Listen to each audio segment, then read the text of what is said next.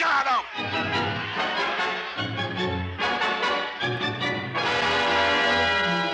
Chaplin now had the two main elements of his film, the opening scene and the main character. All he had to do now was to put him through trials and tribulations, a good deal of them, which he would overcome one after the other for 90 minutes. Where is he? He's gone! Where? To the treasury! This satiric comedy was entirely set in the United States. Chaplin was highly excited. Still, the screenplay would be 2 years in the writing. Traitor! He decided to shoot in London, fairly nervous about working without his old crew. He personally financed the film, and Jerry put the production together. The casting got underway. For the lead female role, he first considered his son Sidney's girlfriend, Kay Kendall. But in the end, Dawn Addams, a British actress engaged to Prince Vittorio Massimo, got the part. A more delicate bit of casting was that of the child who would become the heart of the picture. After a number of screen tests, he cast his son, Michael. Shooting got underway in the spring during a cold wave in the utmost secrecy. It was a closed-set production and off-limits to the press. Chaplin felt uneasy, like a foreigner, far from the friendly working relationships he had established in his Hollywood studio. Back there, the world had been at his feet. If he had a last-minute idea of using a string of sausages or the Eiffel Tower for a gag, he did it immediately. But at Shepperton Studios, he was told it was impossible, that it wasn't provided for in the props list. His relationship with the director of photography, Georges Perinal, was fraught with tension. He criticized Perinal for taking too much time to light scenes. "Turn on all the lights," he would order him. "I have to give a performance. I don't give a goddamn about your artistic effects. It's a comedy. We need light."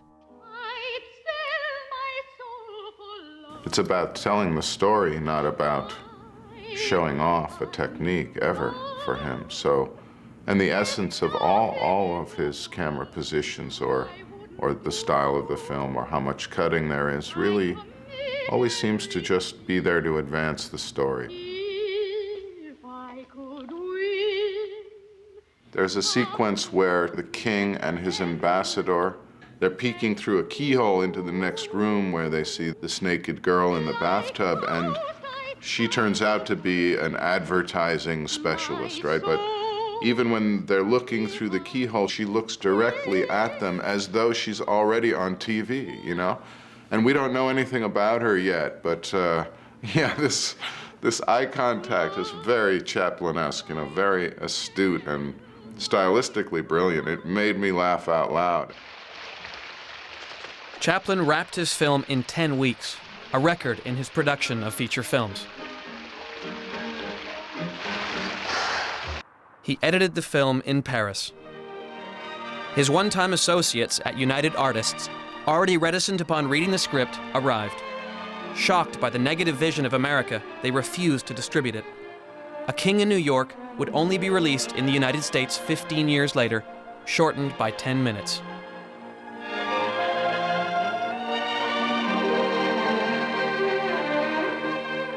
Chaplin personally conducted the recording of his music.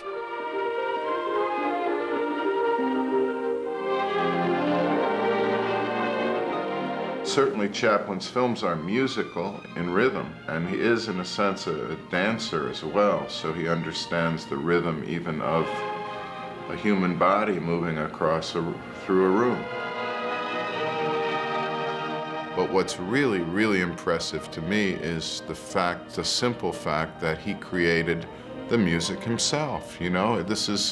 He is truly, maybe the first truly independent master of cinema, because he has control over everything in his films.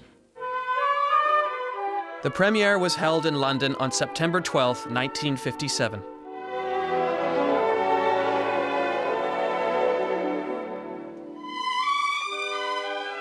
Reacting to the lukewarm reception of audiences in the press, he said, "My picture isn't political. The film is a satire. This is my most rebellious film. I refuse to be part of this dying civilization they talk about." This film is political. There's no way you can say it's not. And in a very beautiful way, because it is very funny and it is a very interesting story from many aspects, very human story. But he fills it with politics. The committee cites this witness for contempt of Congress. That's very unsportsmanlike on your part. I almost want to jump up and cheer when he sprays the house on Un-American activities with a big fire hose. I mean, so he even is, in a way, a warrior, a comedic warrior and provocateur with this film.